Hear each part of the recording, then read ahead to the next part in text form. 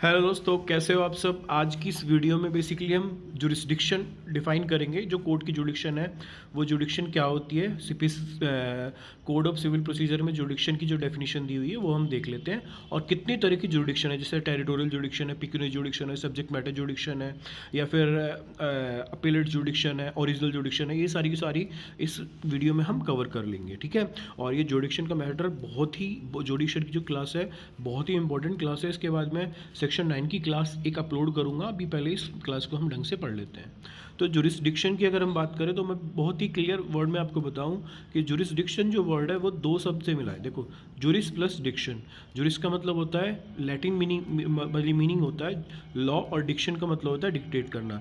तो जुडिक्शन की अगर हम बात करें तो जुडिक्शन क्या होता है, basically legal authority of a court. तो लीगल अथॉरिटी, कोर्ट के पास कितनी पावर है, जैसे सिविल जज जूनियर डिवीजन के पास कितनी पावर है, सीनियर डिवीजन के पास कितनी पावर है, डिस्ट्रिक्ट कोर्ट के पास कितनी पावर है, हाई कोर्ट के पास कितनी पावर है, सुप्रीम कोर्ट के पास कितनी पावर है। जो ये पावर है ना इन सबके पास, इसी को हम बोल देते हैं authority of that particular court. ये से हम बोल देते हैं जुरिस्डिक्शन।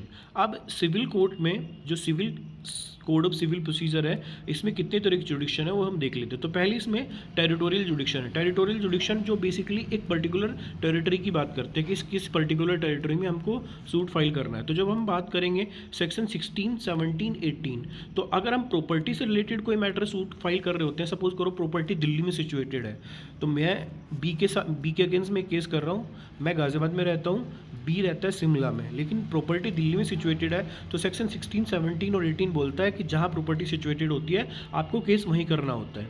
वैसे ही अगर आप देखोगे सेक्शन 19 और 20 टॉर्ट के मैटर में, या फिर स्पेसिफिक परफॉर्मेंस ऑफ कॉन्ट्रैक्ट के मैटर में, या any dispute of any other matters, ठीक है, उस कंडीशन में हम केस कहाँ फाइल कर सकते हैं, वो भी उस पर्टिकुलर टेरिटरी को डिफाइन करता है सेक्शन 19 और 20।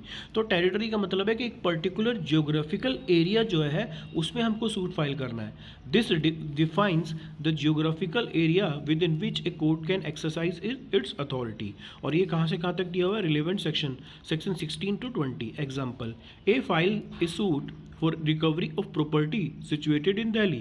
This suit can only be filed in a court in Delhi as per section 16।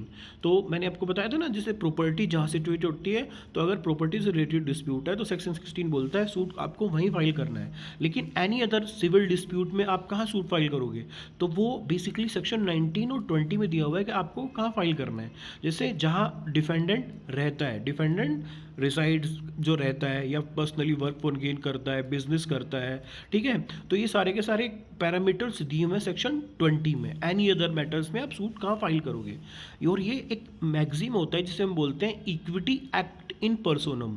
One who seeks equity must follow the defendant. तो सेक्शन 20 डायरेक्टली उसी की बात कर रहा होता है कि अगर मेरे को रेमेडी चाहिए बी के अगेंस्ट में, तो मुझे बी को फॉलो करना पड़ेगा। और सेक्शन 20 में लिखा हुआ है साफ साफ कि जब मैं बी को फॉलो करूंगा तो जहाँ बी रहता है, या फिर जहाँ कॉज ऑफ एक्शन अराइज हुआ है, या फिर जहाँ be personally work for gain कर रहा होता है, अल्टीमेटली सूट मेरे को वहीं फाइल करना पड़ेगा। तो सेक्शन 16 में प्रॉपर्टी जहाँ सिचुएटेड है, लेकिन सेक्शन 20 में उल्टा है कि जहाँ डिफेंडेंट रिसाइड करता है, डिफेंडेंट बिजनेस करता है, defendant personally work on gain करता है। और ऐसा क्यों, क्योंकि one who seeks equity must follow the defendant. और this particular maxim is directly enumerated in section 20 of the CPC. Important note, territorial jurisdiction depend on the place where the cause of action arise. तो section 16 तो बात कर रहा है कि जहाँ property situate है आपको केस वहीं फाइल करना पड़ेगा, लेकिन सेक्शन 20 बात कर रहा है कि जहाँ कॉज ऑफ एक्शन अराइज हुआ है वहाँ आप सूट फाइल करोगे। सेक्शन 20 जब आप पढ़ोगे, मैं थोड़ा सा बता देता हूँ, हालांकि इसकी क्लास में फर्दर ढंग से अपलोड करूँगा, लेकिन मैं आपको बता देता हूँ कॉज ऑफ एक्शन अराइज कैसे होता है। सपोज करो मैं गाजियाबाद में रहता हूँ, बी शिमला में रहता है, और हम दोनों ने दिल्ली में बैठ के कॉन्ट्रैक्ट किया है। तो जो कॉज ऑफ एक्शन अराइज हुआ है वो दिल्ली में अराइज हुआ है, और वो कॉन्ट्रैक्ट की परफॉर्मेंस कहाँ होनी थी, दिल्ली में होनी थी। तो बेसिकली जैसे ही वो कॉन्ट्रैक्ट दिल्ली में क्रिएट कर देते हैं तो कॉज ऑफ एक्शन अराइज हो जाता है। कॉज ऑफ एक्शन का मतलब है राइट अराइज हो जाता है हमारा। तो बेसिकली उस कंडीशन में क्या होता है, कॉज ऑफ एक्शन का अराइज होता है दिल्ली में। तो इस कंडीशन में मैं कहाँ रह रहा हूँ, गाजियाबाद में, बी कहाँ रह रहा है, शिमला में, और कॉज ऑफ एक्शन अराइज क्या हुआ है, दिल्ली में, तो मेरे को कहाँ सूट फाइल करना पड़ेगा, जहाँ कॉज ऑफ एक्शन अराइज हुआ, कहाँ, दिल्ली में। चाहे तो मैं दिल्ली में सूट फाइल कर सकता हूँ अकॉर्डिंग टू सेक्शन 20, जहाँ कॉज ऑफ एक्शन अराइज हुआ है, जहाँ हमारे बीच में कॉन्ट्रैक्ट हुआ था। चाहे मैं शिमला में सूट फाइल कर सकता हूँ, जहाँ डिफेंडेंट रिसाइड करता है। ये सेक्शन 20 में दिया हुआ है। इसी को बोलते हैं टेरिटोरियल जुडिक्शन, कि मैं किस पर्टिकुलर टेरिटरी में सूट फाइल कर सकता हूँ। अब बात कर लेते हैं pecuniary jurisdiction. This relates to the monetary value of the suit. Court are classified based on the maximum value of the suit they can handle. Relevant section, section 6 of CPC. Example, if the value of the suit is 20 lakh, it can be filed in the district court, as subordinate court typically handle lower cost well cases. Important, filing of suit in the court without pecuniary jurisdiction render the decree void. तो pecuniary jurisdiction साफ साफ लिखा हुआ है, monetary value जो होती है। अब सपोज करो मेरे और बी के बीच में एक केस होता है, और वो केस होता है, मैंने जैसे आपको बताया था कि एक प्रॉपर्टी जो दिल्ली में सिचुएटेड है, उसके रिलेटेड हम दोनों के बीच में डिस्प्यूट हो जाता है, तो हमको केस तो फाइल दिल्ली में करना पड़ेगा अकॉर्डिंग टू सेक्शन 16। लेकिन दिल्ली के भी हम किस कोर्ट में फाइल करेंगे, अगर प्रॉपर्टी की सब्जेक्ट मैटर वैल्यूएशन 20 लाख तक है। मैं एक एग्जांपल आपको बता रहा हूँ, जो मॉनेटरी जुडिक्शन है वो वेरी कर सकती है, लेकिन मैं सिर्फ एग्जाम्पल के तौर पर बता रहा हूँ। सपोज करो हम मान के चलते हैं कि सिविल जज जूनियर डिवीजन के पास, जो सिविल जज के पास जुडिक्शन है 20 लाख तक की, उस प्रॉपर्टी की वैल्यू 19 लाख रुपए है, तो हम सूट कहाँ फाइल कर सकते हैं, सिविल जज के पास सामने फाइल कर सकते हैं। उस प्रॉपर्टी की वैल्यू 20 लाख भी है, तब भी हम सिविल जज के सामने सूट फाइल कर सकते हैं। लेकिन सपोज करो उस प्रॉपर्टी की वैल्यू 21 लाख रुपए हो जाती है, या 20 लाख रुपए से 1 रुपये भी ज़्यादा हो सकती है, तो सिविल जज के पास जुडिक्शन ही नहीं है। तो उस कंडीशन में सिविल जज उसको सूट को फाइल देख ही नहीं सकता। तो इस सूट को फिर कौन देखेगा, इस सूट को देखेगा डिस्ट्रिक्ट जज, क्योंकि डिस्ट्रिक्ट जज के पास हो सकता है 1 करोड़ तक की जुडिक्शन हो। वैसे ही अगर सपोज करो 1 करोड़ से ज़्यादा की प्रॉपर्टी की वैल्यू है, तो उस कंडीशन में अब तो डिस्ट्रिक्ट कोर्ट भी नहीं देख सकता, तो फिर इस कोर्ट को कौन देखेगा, इस कोर्ट को देखेगा हाई कोर्ट, और हाई कोर्ट के पास अनलिमिटेड पिक्यूनरी जुडिक्शन होती है। तो अगर सपोज करो एक मैटर को सिविल जज जूनियर डिवीजन भी नहीं देख सकता, या सिविल जज सीनियर डिवीजन भी नहीं दे सकता, या फिर डिस्ट्रिक्ट कोर्ट भी नहीं दे सकता, क्योंकि वो इतनी वैल्यू का है। सपोज करो वो 1000 करोड़ की वैल्यू के मैटर का सूट है, तो उस कंडीशन में उसको डायरेक्टली हम कहाँ फाइल कर सकते हैं, हम डायरेक्टली फाइल कर सकते हैं हाई कोर्ट में, और इसी को बोलते हैं ओरिजिनल जुडिक्शन। ठीक है, और पिक्यूनरी जुडिक्शन बेसिकली अगर हम बात करें तो this is basically based on the monetary value of the suit. Next हम देख लेते हैं subject matter जुडिक्शन। Certain court can only hear cases related to specific subject matter as defined by law. Relevant principle, specific laws often govern jurisdiction. Example, family court, insolvency court, bankruptcy court. तो subject matter jurisdiction की बात करें तो मैं इसका example बताता हूँ कि अगर जितने भी फैमिली से रिलेटेड मैटर है वो फैमिली कोर्ट में जाते हैं। ये इसका एक बर्निंग एग्जाम्पल है कि जितने भी एनवायरमेंट से रिलेटेड मैटर है वो कहाँ जाएंगे, नेशनल ग्रीन ट्रिब्यूनल में। तो वो जो सब्जेक्ट मैटर है ना, वो सब्जेक्ट मैटर पर्टिकुलरली वो डिफाइन किया हुआ है कि इस सब्जेक्ट मैटर से रिलेटेड केस सिर्फ इसी पर्टिकुलर टेरिटरी, उस पर्टिकुलर केस में या इस ट्रिब्यूनल के सामने ही जा सकते हैं। इसे बोल देते हैं सब्जेक्ट मैटर। तो सब्जेक्ट मैटर क्या हो सकता है, सब्जेक्ट मैटर बेसिकली एक प्रोप्राइटरी राइट भी हो सकता है, सब्जेक्ट मैटर एक फैमिली राइट भी हो सकता है, सब्जेक्ट मैटर टैक्स से रिलेटेड राइट भी हो सकता है, सब्जेक्ट मैटर कंज्यूमर से रिलेटेड राइट भी हो सकता है, सब्जेक्ट मैटर एक लेबर से रिलेटेड राइट भी हो सकता है। लेकिन हमने देखा होगा कि अगर लेबर से रिलेटेड राइट होगा तो लेबर ट्रिब्यूनल में जाता है। क्यों जाता है, क्योंकि वो पर्टिकुलर सब्जेक्ट मैटर हमने फिक्स किया हुआ है कि सिविल जज इस मैटर को नहीं सुनेगा। इस मैटर को कौन सुनेगा, फिर इस मैटर को बेसिकली लेबर ट्रिब्यूनल सुनेगा। तो जब वो सब्जेक्ट मैटर पर्टिकुलरली एक पर्टिकुलर कोर्ट के लिए हमने फिक्स कर दिया, उसे बोल देते हैं हम subject matter jurisdiction. For example, a matrimonial dispute can only be filed in family court and not in a civil court. तो क्योंकि मैट्रिमोनियल डिस्प्यूट किसके लिए फिक्स किया हुआ है, उससे सिर्फ फैमिली कोर्ट सुन सकता है, इसे कोई भी सिविल कोर्ट नहीं सुन सकता। Important note, civil court are barred from hearing case where jurisdiction is expressly और इम्प्लाइडली बार्ड। तो ये जो आपने देखा होगा ना, जुडिक्शन इज एक्सप्रेसली और इम्प्लाइडली बार्ड। सिविल कोर्ट के पास अनलिमिटेड जुडिक्शन होती है, लेकिन सिविल कोर्ट की भी जुडिक्शन को हमने फर्दर बाइफरकेट कर दिया by way of section 16 to 20। तो सेक्शन 16 से 20 इतने इंपॉर्टेंट सेक्शन है कि अगर आपने सेक्शन 16 से 20 तक अगर आपने ढंग से पढ़ लिया तो आपको बहुत ज़्यादा प्रोविज़न सीपीसी के आराम से समझ में आ जाएंगे, क्योंकि वो जुरिस्डिक्शन की बात कर रहे हैं, वो सब मैं क्लासेस ढंग से अपलोड करूंगा। लेकिन आपने एक चीज़ देखी होगी, जब मैंने आपको सेक्शन 9 एक दो बार बता रखा है पहले क्लास में, या मैं उसकी क्लास अपलोड कर दूंगा, तो सेक्शन 9 बोलता है कि every civil court shall have jurisdiction to try every suit of civil nature unless its jurisdiction either expressly और इम्प्लाइडली बार्ड। तो एक्सप्रेसली बार्ड कब हो जाती है, जैसे मैंने आपको बताया कि अगर प्रॉपर्टी दिल्ली में सिचुएटेड है तो हम प्रॉपर्टी से रिलेटेड मैटर दिल्ली के केस में, दिल्ली के कोर्ट में ही फाइल कर सकते हैं। अब उस मैटर को हम गाजियाबाद के कोर्ट में फाइल ही नहीं कर सकते, क्योंकि गाजियाबाद की कोर्ट की जुडिक्शन एक्सप्रेसली बार्ड है, गाजियाबाद के कोर्ट के पास जुडिक्शन ही नहीं है, ठीक है। तो इसे हम बोल देते हैं expressly barred. Original and appellate jurisdiction. Original jurisdiction क्या होती है? ओरिजिनल जुडिक्शन ये होती है कि सेक्शन 15 जब आप सीपीसी पढ़ोगे, सेक्शन 15 जब आप सीपीसी का पढ़ोगे, तो उसमें साफ साफ लिखा हुआ है कि first if you seeking any remedy from any court, then first of all you have to seek that remedy from the lowest court, lowest grade court. तो लोवेस्ट ग्रेड कोर्ट की अगर हम बात कर लेते हैं, वो है हमारे यहाँ पे सिविल जज जो जूनियर डिवीज़न है। तो सिविल जज के पास आपको जाना पड़ेगा। अकॉर्डिंग टू सेक्शन 15 आप डायरेक्ट डिस्ट्रिक्ट कोर्ट या हाई कोर्ट के पास नहीं जा सकते। लेकिन सपोज करो सिविल जज जूनियर डिवीज़न या सिविल जज की जुडिक्शन जो है वो 5 लाख तक की है, तो आप डायरेक्ट हाई कोर्ट में डिस्ट्रिक्ट कोर्ट में जा सकते हो, क्योंकि सिविल जज के पास तो जुडिक्शन कितनी है? 5 लाख तक की जुडिक्शन है। अब सपोज करो 6 लाख तक की कोई प्रॉपर्टी है, तो उसका हम क्लेम कर रहे हैं, तो मैं अब सिविल जज के पास तो जा ही नहीं सकता, क्योंकि सिविल जज के पास तो जुडिक्शन ही नहीं है, उसके पास तो 5 लाख तक की जुडिक्शन थी। लेकिन अब मैं कहाँ जा रहा हूँ? अब मैं जाऊँगा डायरेक्ट डिस्ट्रिक्ट कोर्ट में, तो इसे हम बोल देते हैं ओरिजिनल जुडिक्शन ऑफ डिस्ट्रिक्ट कोर्ट। लेकिन सपोज करो एक प्रॉपर्टी है, प्रॉपर्टी की वैल्यू 3 लाख रुपये है, मेरा और बी का डिस्प्यूट हो जाता है, कोर्ट उस प्रॉपर्टी से रिलेटेड राइट बी के फेवर में डिसाइड कर देता है, बी के फेवर में डिसीजन दे देता है। मेरे को अपील करनी है, तो सिविल जज के जो ऑर्डर है उसके अगेंस्ट में मैं अपील किसके पास करूंगा? डिस्ट्रिक्ट कोर्ट में करूंगा। तो जब मैं अपील में जा रहा हूँ उसे हम बोल देते हैं अपीलेट जुडिक्शन। लेकिन मैं जब डायरेक्टली किसी कोर्ट में जा रहा हूँ उसे हम बोल देते हैं original jurisdiction. The power of court to hear case at the first instance. Original jurisdiction की बात करें कि जब हम पहली बार किसी कोर्ट में जा सकते हैं। जैसे सपोज करो अगर मैं 1,000 करोड़ तक का कोई मैटर है, सपोज करो मेरी प्रॉपर्टी है उसकी वैल्यू 1,000 करोड़ है, अब ना तो सिविल जज के पास जुडिक्शन है उस मैटर को सुनने की, और ना ही डिस्ट्रिक्ट जज के पास जुडिक्शन है, तो मैं कहाँ चला जाऊँगा? डायरेक्ट मैं हाई कोर्ट चला जाऊँगा। तो जब मैं हाई कोर्ट डायरेक्ट जा रहा हूँ तो उससे मैं बेसिकली कोर्ट को उसे बोलेंगे court of first instance. Court of first instance का मतलब है कि कोर्ट के पास डायरेक्ट हम जा सकते हैं पहली बार में, हमें नीचे वाले कोर्ट में जाने की जरूरत नहीं, हम डायरेक्ट जिस कोर्ट में अप्रोच कर लेते हैं। तो डायरेक्ट हम जब किसी एक कोर्ट में अप्रोच कर रहे होते हैं उसे हम बोल देते हैं उसकी ओरिजिनल जुडिक्शन में अप्रोच कर रहे होते हैं।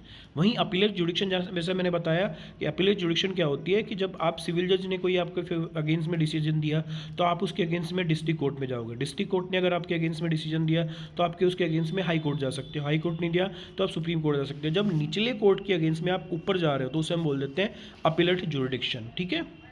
ऐसे हम बोल देते हैं exclusive jurisdiction. Only a specific court can hear a particular case. Example NCLT has exclusive. National company law tribunal, तो जितने भी ये IBC से रिलेटेड मैटर है, इंसॉल्वेंसी एंड बैंकरप्सी कोड या कंपनी से रिलेटेड मैटर है, वो एक्सक्लूसिवली हमने फिक्स किए हुए हैं कि उसको सिर्फ और सिर्फ NCLT सुन सकता है। इसे हम बोल देते हैं एक्सक्लूसिव जुडिक्शन। ऐसे बोल देते हैं concurrent जुडिक्शन। Concurrent जुडिक्शन, more than one court can hear a case. For example, a suit for breach of contract may be filed where the contract part executed or where the defendant reside. Concurrent judiction, जैसे मैंने आपको पहली बार बताया था कि section 20 में लिखा हुआ है कि आप सूट फाइल कहाँ कर सकते हो। सपोज करो आप कॉन्ट्रैक्ट से रिलेटेड कोई सूट कर रहे हो, तो कॉन्ट्रैक्ट से रिलेटेड जैसे सपोज करो मैं एक बी के साथ कॉन्ट्रैक्ट कर लेता हूँ दिल्ली में, मैं गाजियाबाद में रहता हूँ, बी शिमला में रहता है, लेकिन मैं उसके साथ सूट कर रहा हूँ, कॉन्ट्रैक्ट कर रहा हूँ दिल्ली में, तो उस कंडीशन में कॉज ऑफ एक्शन कहाँ राइज हो रहा है? दिल्ली में। तो सेक्शन 20 के अकॉर्डिंग मेरे पास दो राइट है, चाहे तो जहाँ कॉज ऑफ एक्शन राइज हुआ है मैं वहाँ सूट फाइल कर सकता हूँ, चाहे डिफेंडेंट जहाँ रहता है मैं वहाँ सूट फाइल कर सकता हूँ। इसे हम बोलते हैं कंकरेंट जुडिक्शन। तो यहाँ इस मैटर में दिल्ली के कोर्ट के पास भी जुडिक्शन है और शिमला के कोर्ट के पास भी जुडिक्शन है by way of section 20 of CPC। इसे हम बोल देते हैं कंकरेंट जुडिक्शन। अब की सेक्शन है, सेक्शन 9 में आपको बताऊंगा सिविल कोर्ट है जुडिक्शन अनलेस स्पेसिफिकली बार्ड, ये मैं आपको बताऊंगा। Section 15 suit must be filed in the court of lowest competent जुडिक्शन, ये आप एक बार देख लेना नेक्स्ट क्लास से पहले। उसके सिवा सेक्शन 16 से 20 deals with territorial जुडिक्शन on place of दो, तो किस टेरिटरी में हम फाइल करेंगे, सेक्शन 16 से लेकर 21 तक दिया हुआ है। ऑब्जेक्शन एज टू जुडिक्शन बहुत ही इंपॉर्टेंट सेक्शन है, इस पर भी मैं क्लास अपलोड करूंगा। ये सारे के सारे की प्रोविजन आप प्लीज़ एक बार पढ़ के आना, नेक्स्ट क्लास में सेक्शन 9 की क्लास में अपलोड करूंगा तो आप समझ जाओगे उस क्लास को देखते ही, ठीक है।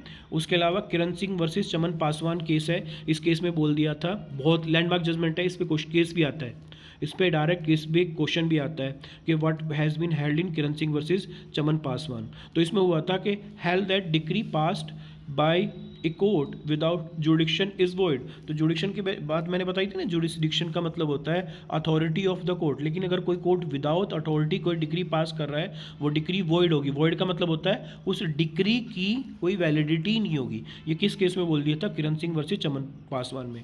हीरालाल पटनी वर्सेस कालीनाथ 1962 का केस है। Territorial jurisdiction must be objected to the earliest opportunity. Section 21 से रिलेटेड ये केस है। जुरिस्डिक्शन में मैं आपको पढ़ा रहा हूँ हीरालाल पटनी के। आपको अगर सपोज करो बी ऑब्जेक्ट कर रहा है कि सर अमित ने मेरे अगेंस्ट में सूट फाइल किया और मैं ऑब्जेक्ट करता हूँ कि अमित शिमला में सूट फाइल ही नहीं कर सकता, अमित को सिर्फ दिल्ली में सूट फाइल करना है, तो उसे अर्लीस्ट पॉसिबल अपॉर्चुनिटी में करना पड़ेगा। अभी मुद्दा ये आता है कि इस अर्लीस्ट पॉसिबल अपॉर्चुनिटी क्या होती है, तो इस पर एक पूरी क्लास होती है, लेकिन फिर भी मैं आपको बता देता हूँ। अर्लीस्ट पॉसिबल अपॉर्चुनिटी होती है कि जैसे प्लेंटिफ अपने एविडेंस देता है, डिफेंडेंट अपने एविडेंस देता है, उसके बाद कोर्ट कंक्लूजन की सिचुएशन में पहुंच जाता है ना। जब प्लेंटिफ अपने एविडेंस दे रहा है तो जैसे ही डिफेंडेंट को मौका मिलता है वो डिफेंडेंट अर्लीस्ट अपॉर्चुनिटी में क्या करेगा, वो अपने एविडेंस नहीं देगा, पहले वो एविडेंस देगा, वो अपोज करेगा कोर्ट की जुडिक्शन को, तो अर्लीस्ट अपॉर्चुनिटी में वो दे देता है। Jurisdiction is fundamental to the validity of court proceeding. Jurisdiction इसलिए होता है फंडामेंटल क्योंकि जुडिक्शन बेसिकली कोर्ट को एक अथॉरिटी दे रहा होता है। Party can not confer जुडिक्शन bye consent if the court lakhs it. अगर किसी कोर्ट के पास कोई जुडिक्शन नहीं है तो पार्टी कभी भी किसी कोर्ट को जुडिक्शन नहीं दे सकती। सपोज करो मैं बी के अगेंस्ट में सूट फाइल कर सकता था उस वाले एग्जाम्पल में जब कोज ऑफ एक्शन दिल्ली में अराइज हुआ था जहाँ कॉन्ट्रैक्ट हुआ था, या फिर बी शिमला में रह रहा था, तो सिर्फ ये सेक्शन 20 ने दिया हुआ है। अब कभी भी पार्टी किसी कोर्ट को कोई जुडिक्शन दे ही नहीं सकती। अब सपोज करो जुडिक्शन तो है, जैसे मैं आपको एग्जाम्पल बता देता हूँ फिर से कि मैंने बी के साथ एक कॉन्ट्रैक्ट किया और बी के साथ जब मैं कॉन्ट्रैक्ट कर रहा हूँ वो कॉन्ट्रैक्ट दिल्ली में बैठ के किया। मैं गाजियाबाद का रेजिडेंट हूँ, बी शिमला का रेजिडेंट है, लेकिन कॉज ऑफ एक्शन कहाँ अराइज हुआ है? क्योंकि हमारा कॉन्ट्रैक्ट दिल्ली में हुआ है तो कॉज ऑफ एक्शन अराइज हुआ है दिल्ली में। ऐसे ही क्योंकि बी शिमला में रहता है तो सेक्शन 20 मुझे दो अथॉरिटी दे रहा है, चाहे तो मैं दिल्ली में सूट फाइल कर दूँ, चाहे मैं शिमला में सूट फाइल कर दूँ बी के अगेंस्ट में, दो जगह कर सकता हूँ, इसे कंकरेंट जुडिक्शन भी बोलते हैं। लेकिन सपोज करो हम दोनों मिलके एक कॉन्ट्रैक्ट करते हुए एक क्लोज ऐड कर देते हैं कि यार शिमला में और दिल्ली में सूट फाइल नहीं करना, हम गोरखपुर के कोर्ट में सूट फाइल करेंगे, तो हम कभी भी ऐसा नहीं कर सकते। जुरिस्डिक्शन किस कोर्ट के पास कितनी होगी हमेशा ये स्टैट्यूटरी अथॉरिटी डिफाइन करती है, उसी के प्रोविज़न को हम फॉलो करते हैं और इसीलिए हम सेक्शन 16 से लेकर 20 तक देखते हैं कि किस कोर्ट के पास कितनी जुडिक्शन है। And objection to the jurisdiction must be raise promptly. मैंने बताया था ना अर्लीस्ट पॉसिबल अपॉर्चुनिटी में रेज करना होता है। अगर प्लेंटिफ ने अपने एविडेंस दे दिए, डिफेंडेंट ने भी एविडेंस दे दिए, उसके बाद आप ऑब्जेक्शन रेज कर रहे हो, नहीं कर सकते। जैसे ही कोर्ट आपको सम्मन इशू कर रहा है, डिफेंडेंट को सम्मन इशू कर रहा है, जैसे ही फर्स्ट डेट पे डिफेंडेंट आता है, उसे अगर लगता है कि कोर्ट के पास जुडिक्शन नहीं है तो उसे तुरंत ही ऑब्जेक्शन रेज करनी पड़ेगी। इसे बोल देते हैं अर्लीस्ट पॉसिबल अपॉर्चुनिटी। तो ये तो आज की क्लास थी जुडिक्शन की, ठीक है। ये सारे के सारे प्रोविज़न आप मैं आपको नेक्स्ट क्लास में सेक्शन 9 की क्लास अपलोड करने वाला हूँ बेटा, तो आप प्लीज़ सेक्शन 9 से लेके सेक्शन 21 तक अगर पढ़ के आओगे तो बहुत सारी चीज़ें आपको क्लियर हो जाएंगी, ठीक है दोस्तों। तो मिलते हैं नेक्स्ट क्लास में, और इससे पहले प्लीज़ मेरे इस वीडियो को शेयर कर दो अपने दोस्तों के साथ, और प्लीज़ मेरे चैनल को सब्सक्राइब कर लो, प्लीज़ इस वीडियो को लाइक कर लो। आपको कोई भी किसी भी टॉपिक से रिलेटेड कोई भी वीडियो चाहिए डिटेल में, मैं बना के अपने चैनल पर डाल सकता हूँ। प्लीज़ उसके लिए आप कमेंट कर देना मेरे को किसी भी वीडियो में। मिलते हैं दोस्तों नेक्स्ट वीडियो में। Thank you.